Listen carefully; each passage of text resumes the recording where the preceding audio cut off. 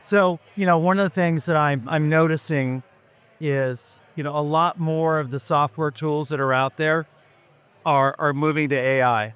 And, kind of the things that I'm seeing is you have some of the AI kind of taking the place of some of the staff potentially. And I'm a little concerned to see kind of where this is going to go and how far it'll go. And I think if we're looking at the next evolution of the FinOps practitioner, it's got to be more than just the technical stuff. Because oftentimes what we find is the person aspect of FinOps that really kind of makes things move. And where does the person fit in when you have an AI that can maybe replace an analyst, maybe replace somebody else, a data engineer, right? So those are some of the concerns that I'm thinking about for the practitioner of the future. And I think some of those are built around soft skills, right? Your ability to communicate, your ability to organize, your ability to influence. That's the people aspect of FinOps that I think will become more intense as we find some of the more technical aspects be taken over by the software tools. And that's a good thing, right? It gives people more time. But I think some of the challenges is it kind of leaves where are we at with the practitioner? So I think that's an important issue to talk about, at least. Maybe it's early in the cycle, early in the pattern, but I think it's just something for people to think about where it's going to go and what does the practitioner of the future look like.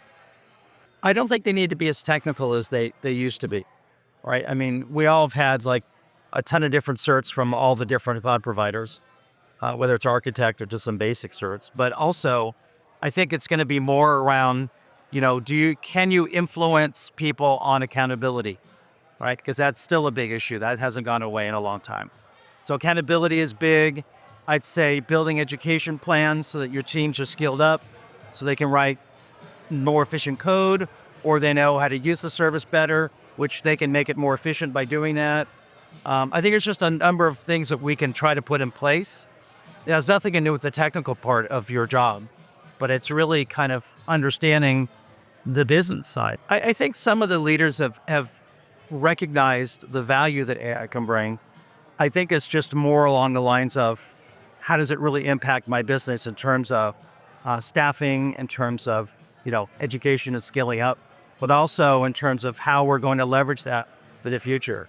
Some of the issues today with AI is not technical; it's legal, right? So that becomes a bigger issue, and individual companies and organizations use AI will legally let you use it, right?